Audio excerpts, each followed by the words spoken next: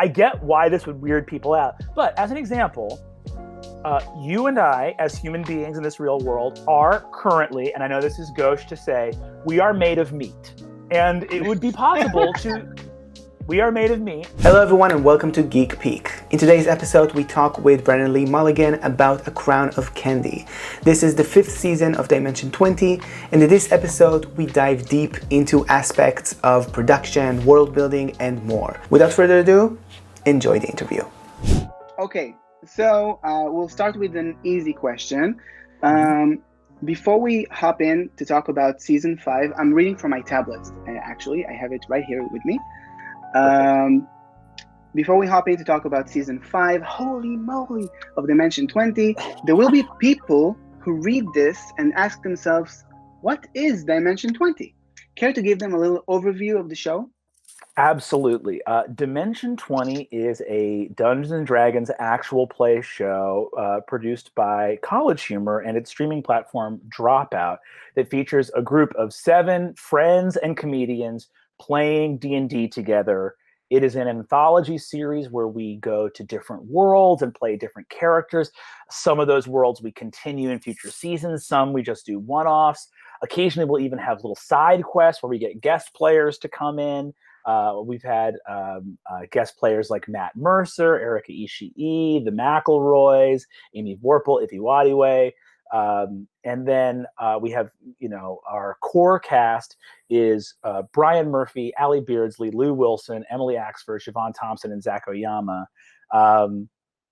We've had other College Humor alums like Mike Trapp, Rekha Shankar, Jess Ross, Lily Duplay. So we've had an incredible cast of performers, and we do a actual play series with a lot of heart and a lot of humor. That's sort of the tone we try to hit.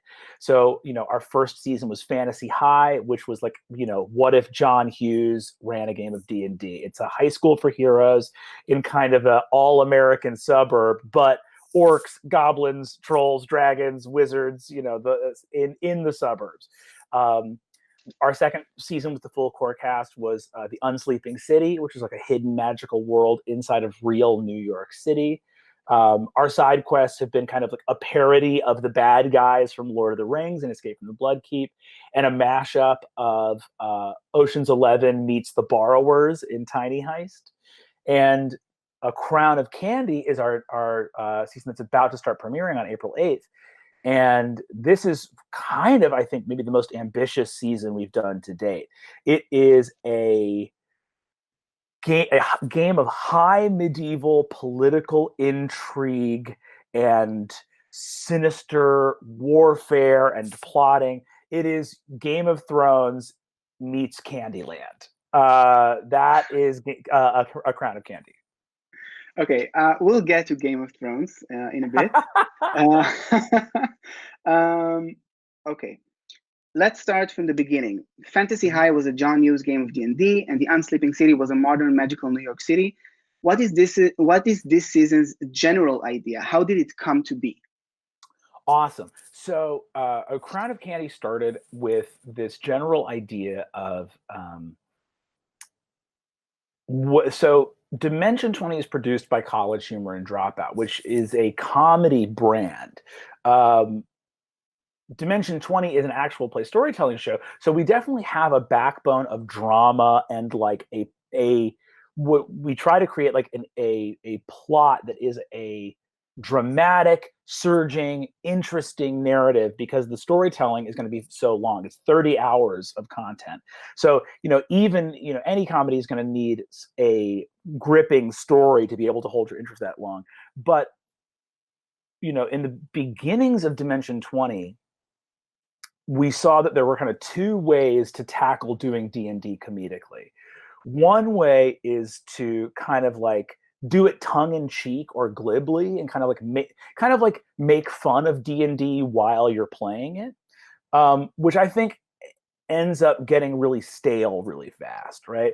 The other way to do it is to commit really hard and seriously play an idea that is inherently funny. So our idea when you design the world for Dimension 20 is if you design a world that is comedic inherently, you can make it funny by just committing to it. So a high school for heroes with these teen adventurers who need to like do quests to get a good grade on their finals is like an inherently funny idea, which means that you don't have to work that hard to find jokes. You can just play the truth of the character and it will be funny the more you commit to the character's point of view, right?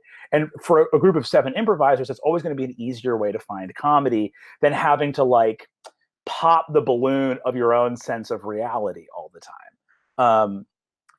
So with The Crown of Candy, you know, when we've done a couple seasons of this, it was just about finding something we were excited to play that would once again create comedic juxtaposition, right? And I think at the time period we were coming up with The Crown of Candy, like the finale of like a Game of Thrones had kind of already happened, and there was, you know, there was like this funny thing where a lot of us had problems with the final season, as I think a lot of people did, and there was an element of, but Game of Thrones also was like this incredible force in pop culture for like 10 years. You know, it like dominated conversations. There were like watch parties at bars, and you know, there's this fun thing of I was looking at Candyland, the board game, and I was thinking about like, oh, look at this little Candy King and Candy Queen. But whenever you look at history, kings and queens are not like cute little innocent things. If you are a monarch, there's probably a history of bloodshed and warfare. Nobody gets to wear a crown without either them or their, you know, patrilineal ancestors having done some messed up things to get to that point. I actually, oh, sorry. Oh no, go ahead. Go for it. No, I just wanted to say that I fell into a Wikipedia rabbit hole of going through the English monarchy a few weeks ago, and and great Wikipedia hole. There's some really messed up stuff there. You ain't kidding, man. There's like, yeah, it's really messed up. Those like high European monarchies are, you know, and that's the funny thing is it's this especially as someone who loves history, there's this really wild thing where you go and look at these you know, European nations during that time that were like high, like what we think of as like, you know, Arthurian legend and these medieval paintings of lords and ladies. But then you look at it and it's like the Crusades and just barbarism. It's like this weird thing where I will say this as a matter of opinion for me, a lot of these nations during this medieval period that were like, yeah, and honestly, even in other time periods too, that have been like, we are the height of civilization, are usually accompanied by the most insane barbaric violence of like all time. So you look at kings and queens dressed in their fripperies and finery, and you're like, these are dangerous, scary people. Like, don't get it twisted. So the idea of cute little cupcake people and gumdrop people, you know, these like kings of candy and like sugar princesses and stuff like that, and then doing a Game of Thrones style thing where it's like, no, these are dangerous, scary people, was like, oh my God, that is simultaneously that is like a comedic juxtaposition, but there's also something kind of true about it, which is like the best kind of joke to tell, right? So that's what the inspiration for Crown of Candy was. That's incredible, and I can't wait to see it. Okay. In every season of Dimension 20 so far, I was inspired by and loved the beautifully crafted characters the team had made. What can we see this time around? What can you tell us about them? Oh man, so I'm going to talk about two things. Number one, Rick Perry is our production designer. He's our head artist. He has an incredible team of artisans he's been working with for many seasons. Nate Villarreal is our head minis painter. Sabrina Wishner is I think our head set designer. We have Shane Brockway, who's been helping for such a long time. Maxie is a huge help on set. There's like a number of people on the team that are just what happened is like when we did Unsleeping City, Rick and his team did an amazing job bringing this like New York set to life and doing something that felt so real. And then with this one, it was so fun to watch the chains get taken off and go, we are in a candy world made of food where the buildings are food and the people are food. And it was like taking the chains off and letting them off the leash. Like it was an acid trip blowout. Rick and his team were so creative. It was so fun. They just kill. I mean, like it was breathtaking to watch them go so into such overdrive in this fantastical setting. The colors are so vibrant. It's like the work Rick and his team did. Only thing I can compare it to is like when I was a kid watching The Wizard of Oz and she steps out of her house into Munchkin Land and how hyper surreal and fantastical that is what Rick and his team did. And the second thing I'll say is we have an incredible official character portrait artist this time who also constructed our map, who is Samir Barrett. Samir is, you got to go find him online. I think Sketchmaster Skills is his Instagram or one of his social channels. But Samir Barrett is one of the most talented artists I've ever worked with. Incredible to work with. Such a cool guy. A golden-hearted dude, in addition to being an incredible artist, who we actually discovered through doing fan art of the show.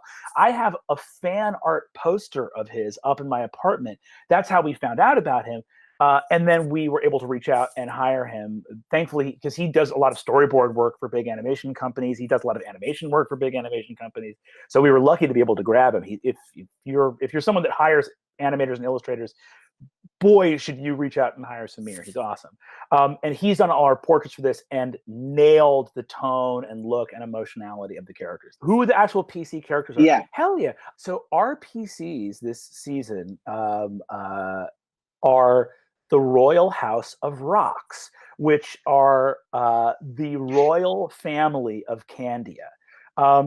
What we want to do with the world building for this one is this is set on a continent called Calorum, which is a giant landmass composed of 6 different food nations that are all based on the American,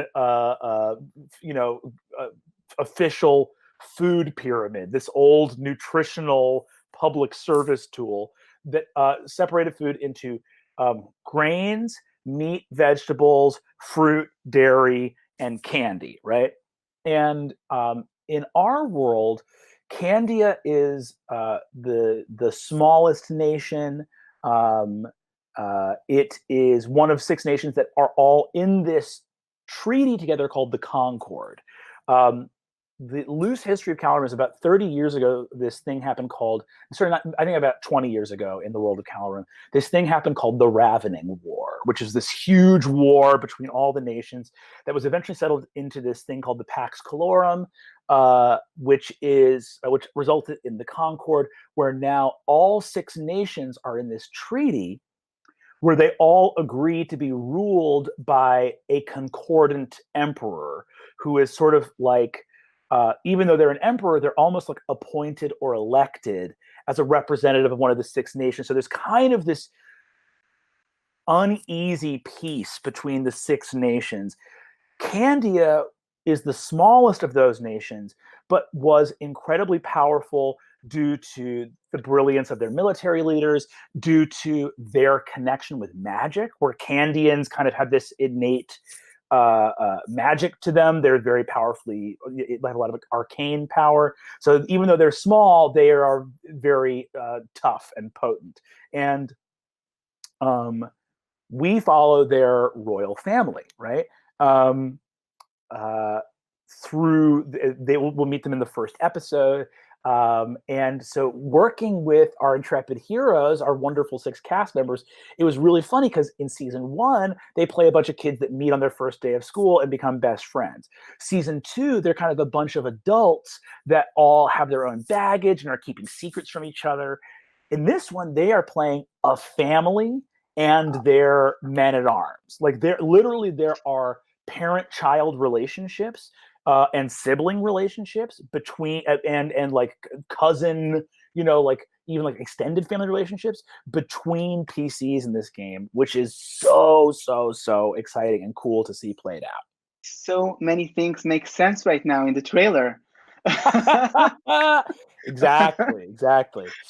It's a really high medieval thing, and we wanted to. It was funny because we this whole idea of like a crown of candy was this very fun thing where one of the early decisions of like, do we want it to be just candy people? And very quickly I was like, no, I want a more politically complex world. So we added in all these other food nations to make the politics of the land really as complex as possible. But we're following this one family from this one nation. Wow. This is incredible. Okay, so I promised we'll get to Game of Thrones. Okay, I assume Westeros was a bit of an inspiration in the world building process of this world. The trailer gives off a Game of Thrones vibe, but in a good way. Not like season 8 way. Don't add it. Is that true? What else inspired the world building of Calorum? Okay, so you answered a bit of this. So let me add to this, like if we can expand a bit about the actual monarchy of the world. I mean, in terms of like not just specifically Candia, which is the family you spoke of, like in the general monarchy of Calorum, of this world. Yes. So the world, I had a ton of fun with the world building for Calorum. A Crown of Candy has the deepest world lore of any of the worlds we've played in thus far. It's certainly the one that was the most, like, I spent the most time being like, what, I need to come up with a couple hundred years of history. We need to come up with languages and religions and royal houses and family mottos and yada, yada, yada. Like a lot of stuff. Obviously, Game of Thrones was a huge inspiration. I think that the things that I did that departed from a Game of Thrones had to do with. And listen, I love a Game of Thrones. George R.R. Martin is a genius. I think in Martin's Westeros, religion is something that is definitely present, but a lot of his like priests, like the septons in his world, are kind of like advisors and stuff like that. He has like the Lady in Red, who's really the biggest like religious character. Melisandre, the biggest like mover and shaker who's religious, which is, I think, a very strange reading of the high medieval period to me, where the Catholic Church was the political institution of medieval Europe, right? So there are a number of different religions present in the world of Calorum, and they have a significant effect on the politics of Calorum. So religion is a big deal. We have a PC who is a chaplain and primogen of the Bulbian Church. So we have somebody who is like an authority, an administrative authority within this large church institution within Calorum. There are parts of A Crown of Candy that, in every season, we all, myself and a lot of our PCs, Allie Beardsley especially, love philosophy and mythology. We love theology and cosmology. So we love to talk about the big questions of the world and how we feel about the world, spirituality, how the world works. That is very present in this season as well. But there's also the presence of religion as a political institution, which has not always been present in the other seasons, right? Other world building stuff I would say is there's a very different political structure to Calorum in terms of supreme authority. Like in Westeros is like King's Landing. There is a king.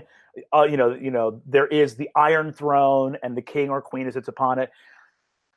In this one, it's resting on this thing called the Concord, which makes everything a lot shakier because there was a voluntary treaty to end this war that all these nations entered into voluntarily. So the emperor of Calorum is attached politically to this treaty rather than someone who is a descendant of someone that conquered everybody. So there's an element to all of this of of uneasiness based on the fact that this is held together not with like a conquering emperor, but with like a treaty, laws, like agreements that were entered into, right? And some of the nations have different, like Candia is a monarchy. Syresia is ruled by a senate. So Syresia is a republic rather than being a monarchy, but is also a part of this six-nation compact. The Meatlands are ruled by this by a high warlord. They're kind of like a more there's the Meatlands are ruled by the warlord of the beef clans. So there's like different structures in the way that these nations self-organize, which I think is also a little bit different from the more formal houses of Westeros. Okay. Yeah, that sounds. I love how like the world building is so detailed. I Thank you so much. I appreciate it. Okay, now I have a question which is a little different, and I think you'll like answering it. So far, Dimension 20 has been a very inclusive show, giving representation to many people from all walks of life.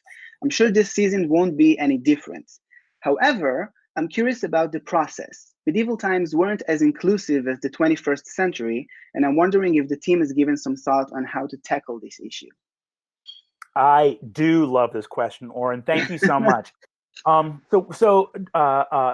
In every season of the past many of Dimension 20 seasons that we've done, we always hire sensitivity consultants to consult on the show in matters of race and ethnicity, in matters of sexual orientation, in matters of disability, all the kind of things that we can do to make the show as inclusive as possible. And we always include consultation from these sensitivity consultants as early in the process as possible. Because the show is improvised at the table, we can't do what like a screenwriter or novelist would do, which would be to submit a manuscript to a sensitivity reader or sensitivity consultant and then get notes back. So we need to be as prepared as possible when we go in to improvise with what we're planning on doing. So the trick with A Crown of Candy was we have nations, we're going into this medieval period that was extremely barbaric.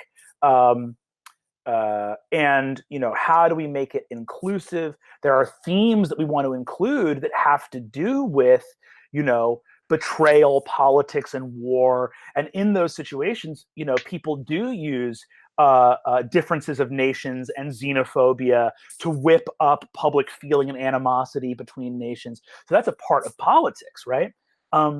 What I will say is there were a lot of interesting conversations in making sure that this show cleaved to Dimension 20's desire and love for representation and inclusivity, while also depicting a season that's going to have a lot of bad guys in it, right? One of the things that we decided really quickly was, we always want a show that is really inclusive of race. And this was a very interesting season because we're in a world where everybody is like gumdrops and broccoli, So it's this world where ideas of race are bizarre because there's a character who's the king's right hand man who's just a slice of cake.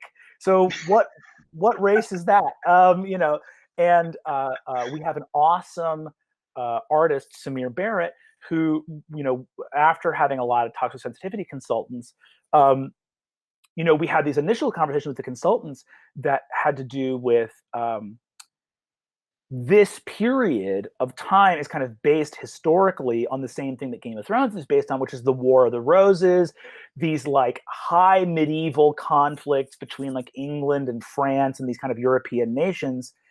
Do we want to be inclusive of non-European countries at the risk of engaging in stereotype about other nations? Like if you include a East Asian nation, you get into issues of like, well, what food are those characters made out of? And that can be something that can be very triggering for people and make them feel less included in the show.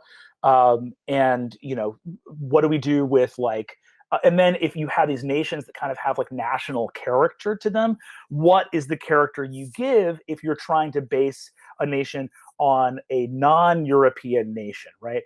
And we had a lot of consultations about it. And basically what a lot of our sensitivity consultants came to was, because you're basing this on a historical period and basing it on this like Dark Ages or high medieval Catholic Church dominated Europe, there were people of color in Europe at that time, right? And that often gets fully erased. There's a lot of great, if you go online, you can find like Medieval POC is an awesome Tumblr about the presence of non-white people in medieval Europe that have been totally erased from history. So the decision we ended up making, and we went and talked to Samir Barrett, was it is going to be okay for us to keep the architecture, the clothing design, keep those things in this like high medieval kind of Candyland-esque, high medieval Bavarian Gothic European place, but we're not going to default our character art to being Eurocentric. So if our people are made of candy and meat and vegetables and fruit, we don't need to default to white features for those characters. We don't need to default that, when the characters are humanoid enough looking and they're not like just an apple with legs and arms or whatever,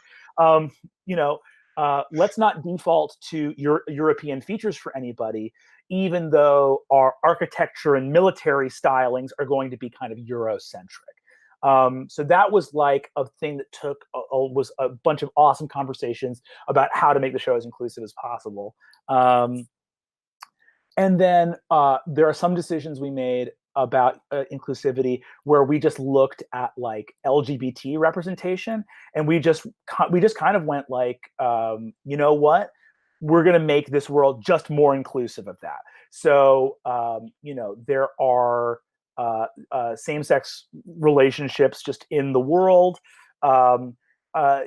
Different nations have different levels of feeling about those issues, but for the most part, we just said like we want to represent people on the LGBT spectrum, in a more inclusive way than maybe the Middle Ages were at the time. And then, past that, in terms of other types of representation, it's very interesting because there are a lot of villainous forces in this season. So there's definitely some bad eggs out there, but I think the main thing is that our heroes are extremely inclusive. So our PCs and Candia in general are immune to a lot of like forces of bigotry, and so hopefully anyone watching the show will find themselves included, at least in the arms of the heroes of the show. Awesome. I remember in the trailer I saw a character. I'm so curious about that character, and I gotta ask. There was a character in the trailer who was a bag of chips, and I'm like, wait, can you explain that for a second? Yeah, 100%. So to answer your question, Certain food people in Calorum are born with a part of their body also being a container for the food that they are. So the bag is also a part of that character's body. Oh God. There's another character who is a living bottle of milk, and the glass bottle is a part of her body as well. She is a Wow. yes, absolutely. That's great. I'm curious about how the different groups of people live their lives in this world. What is the life experience of someone living in the meat country as opposed to a person living in Vegetania? Oh, awesome. So the nations are very different from each other. So the meat lands is a land. I think the biggest difference between the meat lands and Vegetania, and I can talk about a lot of different nations. The meat lands are modeled on like ancient Celts a little bit. So they are, the big struggle in the meat lands is that they have been converted to the Bulbian Church the least. Their primal ancestral faith in the great beasts, which is a polytheistic belief in the great animals that make up meat. Because one of the things about these food people is they don't eat each other, but they do have an understanding that they are all food, even though there's no human beings walking around eating them.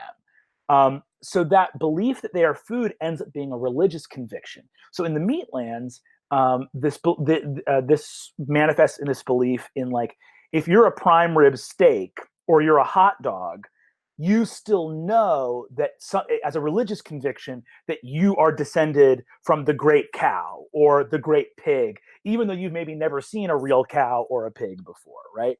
So the Meatlanders live in this stark, beautiful land of like bones and like red fields of meat. They are like, a proud, noble people that, like have this belief and love of like, they're kind of like the classic like barbarian nation, right? They have a giant metropolis city called Karn, where Basham Yasa, who's the warlord of the beef clans, lives.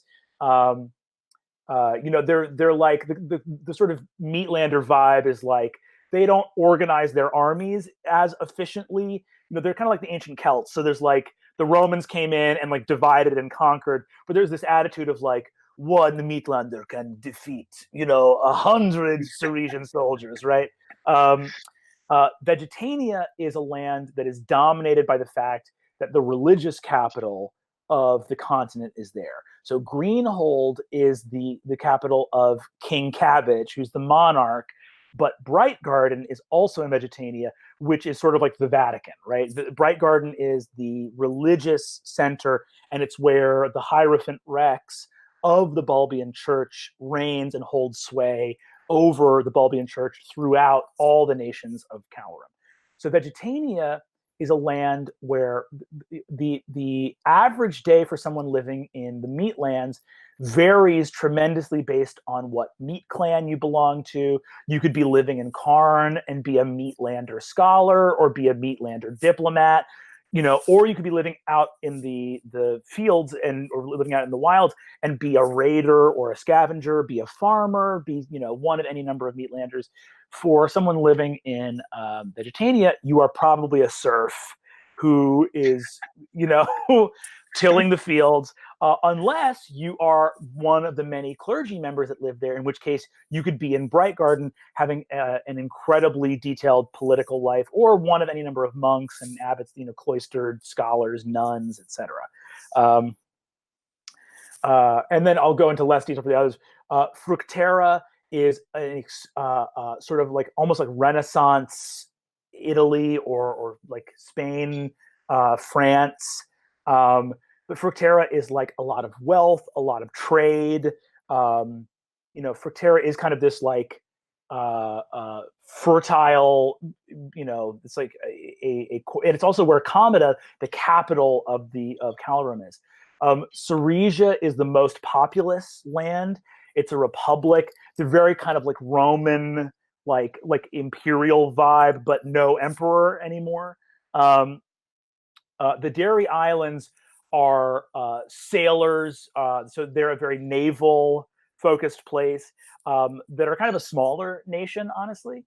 And then Candia is this like extremely small but extremely powerful, kind of rooted in magic, scholarship, wonder. There's like a lot more natural fantasy to Candia than there is to a lot of the other kingdoms, and that can be something of an issue, like in this, because the Meatlanders are kind of like out and out pagans in a lot of way, and the leadership of the Meatlands subscribes to the Bulbian Church, but like maybe in name only. With Candia, they're a lot more devout. They do belong to the Bulbian Church in Candia, although there are people that still practice the old ways there. But the issue with Candia is there's a lot of practicing magic there, and the official church doctrine is that arcane magic is a no-go. So there's a very interesting thing there of like what flies in Candia versus what flies in the rest of the Concord. Awesome! Wow, I'm already imagining it's going to be incredible. You also teased us about in the fireside chat. You teased us about character death. So I didn't have a question prepared for that here because this was written like in February. But I will ask you how much the stakes were raised in this season. We were modeling this off of this stark, dangerous, high medieval storytelling. So what was discussed between me and the players prior to the game starting was every season has the possibility of player death. And the only difference this season was in seasons like Fantasy High, I construct challenges to kind of fit this awesome, heroic, high fantasy narrative, which is, every fight is designed to be really challenging, but also to make the PCs look like badasses, because that's the type of story Fantasy High is. A Crown of Candy is a lot darker. And I basically told the PCs, these fights are not designed, not all of them, with fairness in mind. They are designed to be realistic to the challenges you find yourself in based on the choices you make. So it's not that I told them there was like, how do I put this? I walked into this season being aware that this was going to be a very dangerous season. And that doesn't mean that I was going to ever bend or break the rules. I wasn't going to punish PCs, but I basically told them these fights will be designed to really take your choices into account, and they will be designed to reflect the reality of the world of Calorum. These fights are not designed to be like cool set pieces. This is like the enemies or allies you make, the choices you make will result in these fights being realistic to the world and cleaving to the tone of a lot of the source material of this type of storytelling, where like the good guys don't always win. So as a result of that, unlike other seasons, we had secondary characters ready to go because we knew how much more lethal this season had the potential to be. Okay. I'm like, I can't wait. It's out on Wednesday, right? Wednesday? This next Wednesday, that's right. Wednesday can't come soon enough. Okay, if candy and food are now replacing nature aspects like trees and mountains, what do people eat in this world? This is a great question. I love this. People eat the same things we eat in our. So, for example, because I get why this would weird people out. But as an example, you and I, as human beings in this real world, are currently, and I know this is gauche to say, we are made of meat, and it would be possible to. We are made of meat, and so whenever you've eaten a steak or a hamburger or a piece of chicken in your life, that is eating something that is made of fundamentally the same material as you. So for someone made of candy, all that really happens is when they grow a peppermint tree, little peppermint fruit grow on it, and they pick that peppermint fruit. If they have like a little marshmallow meat, like if they have a little like marshmallow peeps out in a field, they'd take that to the butcher, slaughter it, cut it up. That becomes a little candy steak for them, right? So it's almost the way you think about it is in the different nations, plant material and animal material is made of candy or dairy or meat or vegetable or whatever, but it's still fundamentally, they get their food from the same places. So like, even though you live in a gingerbread house, it would be weird for you to like break off a piece of your own house and eat it, even though it's made of gingerbread. You would probably just go to a gingerbread farm and get some prepared foodstuffs there. Like in Candia, I think the thing they drink most often is cola. That's like the beverage they have the most there. But when you go to Fructera, it's juice, right? So it's this whole that's sort of the vibe is there are still kind of like agreed upon foodstuffs that are just made out of the natural material of those food nations.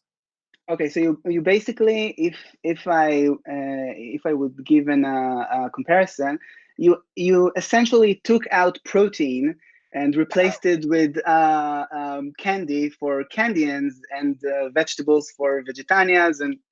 Absolutely right, and these nations also can eat each other's food stuff. It's just about like what is available in your nation where you're growing it. But like when you go to Kamada, where there's a lot of trade and everything, the feasts are like incredible because they have meat, they have dairy, they have all this stuff. So it's all groovy.